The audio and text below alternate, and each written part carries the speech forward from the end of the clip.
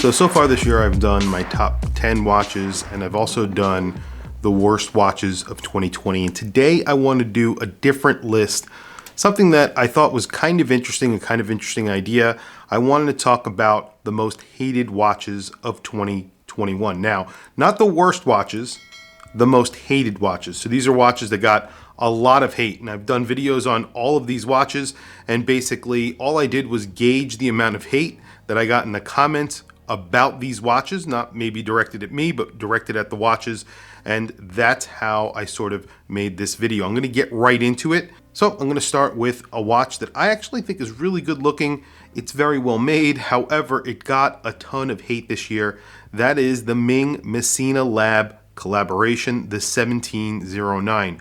A beautiful watch, but they unfortunately used a GMT movement inside, even though it is not a GMT, and there were alignment issues with the hands. Now, usually Ming get hate because of their ordering system and the fact that you're not able to get one, so a lot of people end up hating watches like that. A lot of Rolex hate, obviously, so watches like Ming, who are hard to get, do garner a lot of hate. However, this one specifically got a lot of hate because of the issues with the hands that they had. Even people who didn't buy one were complaining about it, which was kind of funny. They've actually addressed the issue. I believe these retailed for around $2,700, $2,800, somewhere around there.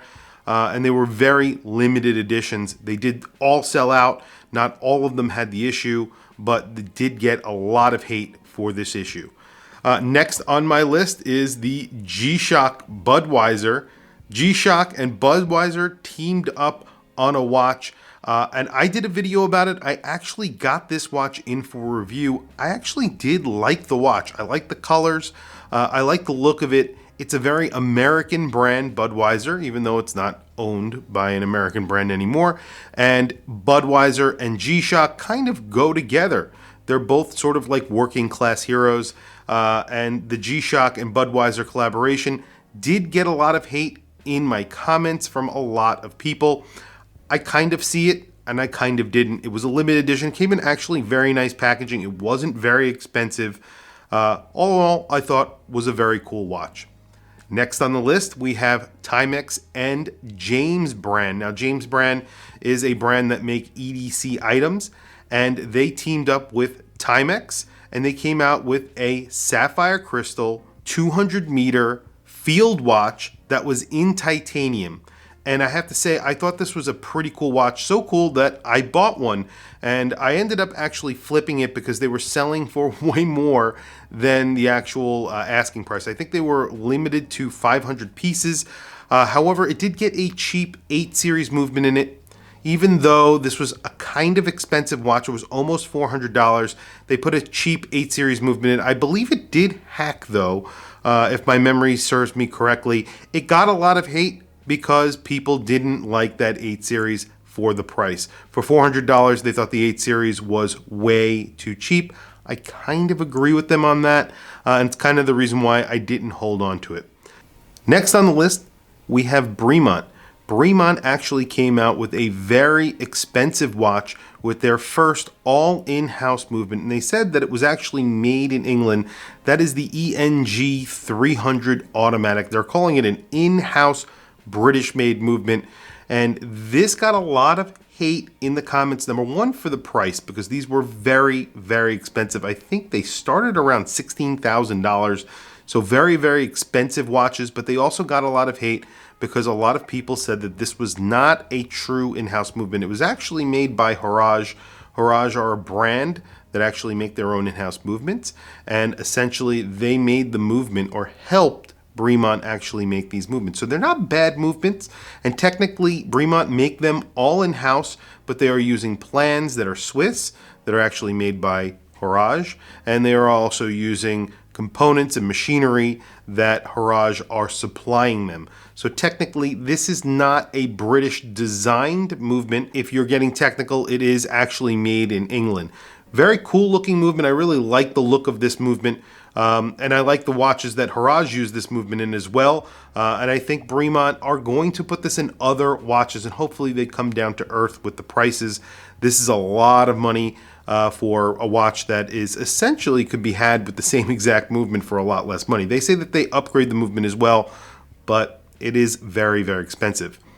Next on the list was sort of a controversy around a watch that was released. It was not the watch itself that caused a lot of problems and a lot of hate in the comments.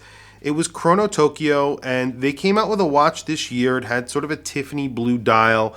However, they said they only wanted to sell it to women. A lot of people went nuts about this because even though their intentions were really good, they went about it the wrong way. They sort of were telling you, you are men, you are not allowed to buy this watch, and sort of excluding people by way of trying to include people didn't really make a lot of sense with people. So like I said, people sort of lost their minds and really struck back at Chrono Tokyo. I said, I think the most appalling thing about Chrono Tokyo is the fact that they're putting a Miyota 9000 series in their watches and charging $1,600.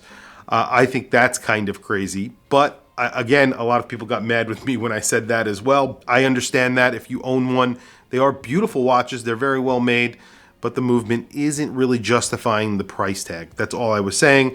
And they just slipped up here. I think they just made a mistake. Not a huge deal. And they kind of backtracked a few times over the day when they actually released this. They had to backtrack and revise their post and revise it until basically anybody was allowed to buy it. Next is a watch that I actually put on my top 10 watches. This is the Bulova Millships W2181, the limited edition that I actually purchased. And it got a lot of hate. In fact, I think I counted the number of comments where people talked about the 16 millimeter lug width, and it came out to like 30 something comments where people were hating the 16 millimeter lug width. And essentially all that Bulova did here was make it true to the original Millships that came out in the 1950s. It had a 16 millimeter lug width. They came out with a watch that was basically exactly a clone of that watch. However, a lot of people did not like the 16 millimeter lug width with very good reason. It does look a little bit weird on wrist if you don't have the wrist to pull it off. And I kind of do. I think it looks really good on my wrist, but if you have a very big wrist, it will not look good.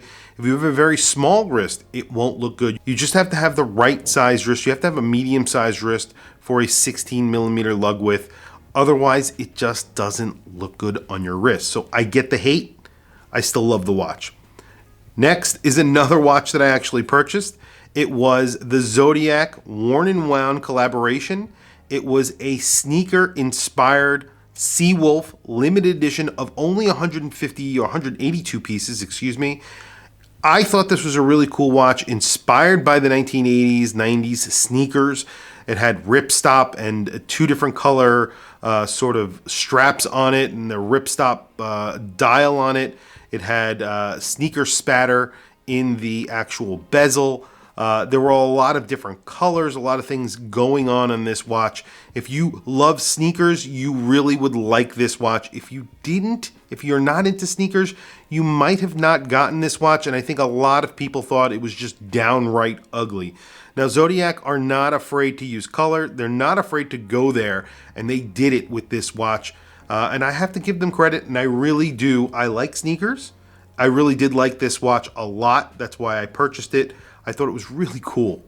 Next on the list was another watch that got a ton of hate in the comments.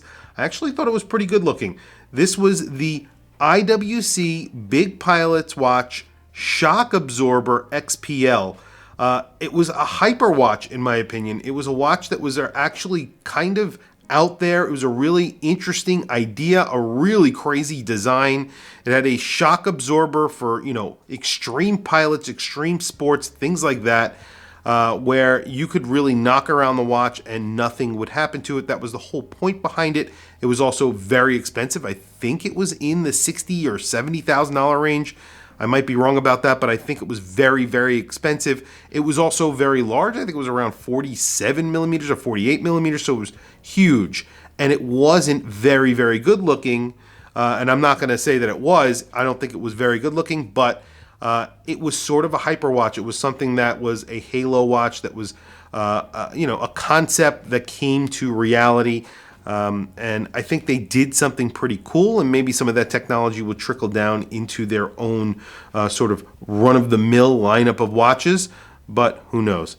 I thought it was cool, but I definitely understand the hate. Again, this watch got a ton of hate in my comments.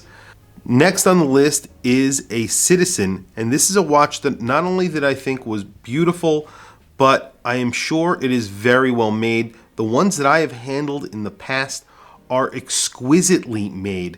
However, this was a new venture for Citizen. They were sort of utilizing Le Jeu Perret to create a 0200. It had an automatic movement from Le Jeu Perret. That is the NC020090E. It's essentially a high-end automatic movement. Something that I think was sort of taking aim at Grand Seiko. And they used the Citizen name, so a lot of people did not like that. And they were saying that, you know, they should come up with a different name for the brand like Grand Seiko do. They're charging around $7,000 for the watch. They thought that was extremely expensive, especially considering that it didn't look very different from a run-of-the-mill Citizen. I'm sure it's finished exquisitely. It has a beautifully finished movement. It's a high caliber movement, very accurate, very good looking watch, very well made, but a lot of people couldn't see past that Citizen name, and I guess I understand it. I really love this watch. I actually would love to own this watch one day. I said it was a Grand Seiko killer in that video, and I stand by that. I think it's definitely a great competition to Grand Seiko, and if they can get the formula right, Citizen have something here that could be very, very cool for the near future. But like I said, they have to get that formula right. Last but not least, I think the watch that got the most hate this year in any video that I did, it was the Patek Philippe Tiffany Blue 5711. Tons of people hated this watch for very good reasons. One of the reasons why I said I didn't like this watch was just because I thought it was a hype monster. I think they came out with this watch just for the hype, to create hype. It's also a $36,000 watch, which they charged $53,000 for. They limited it to 170 pieces, and then immediately these started popping up in auctions. Places like Joma Shop were selling it for $2.5 million, and then eventually it sold for millions upon millions of dollars at auction. And there are a bunch of other ones out there, I'm sure, that are going to sell for millions of dollars. And like I said, it's just a hype monster. These are not bad watches. They're good looking watches. They're really well made. This is a very good looking watch as well. But if you ever try on a 5711, it really does not feel like a $36,000 watch, let alone a $53,000 watch, let alone a $6 million watch. And that's the reason why I think this got a lot of hate in the comments. People were besides themselves when this came out, with very good reason. As I mentioned, I think that there is some craziness going on in this world right now, and this is just adding to it. But anyway, that's my list. It is I tried to keep this a little bit shorter than my other videos, my top 10 videos and stuff like that. I wanted to make this a little bit more to the point. I've listed a bunch of watches here. Now, these again are watches that got a lot of hate in the comments from my viewers. So you guys basically commented on these videos and commented on these watches and sort of explained why you did not like them. And that's the reason why I did this video. Technically, these may not be watches that I don't like, but like I said, you guys didn't like them. That's why I did it. Tell me what you guys think of the list that we have here today.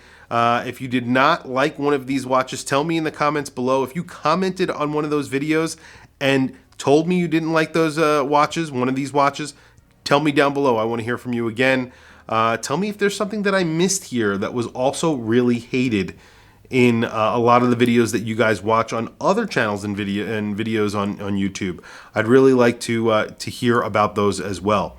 Anyway, thank you for logging on, and guys, don't forget to have a great Christmas, Happy New Year, Happy Holidays to those who are not celebrating Christmas. I really appreciate you guys. Thank you for logging on. I'll catch you guys in the next video.